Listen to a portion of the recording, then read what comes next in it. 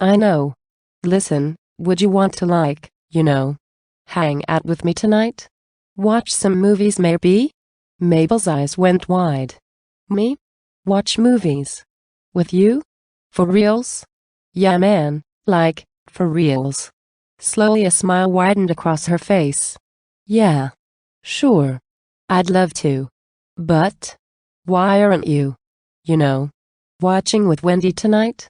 And she tilted her head as she asked. Well, I think I need a break. From, all the drama and romantic roller coaster. Haha. Mabel glomped him, almost knocking them both down the stairs.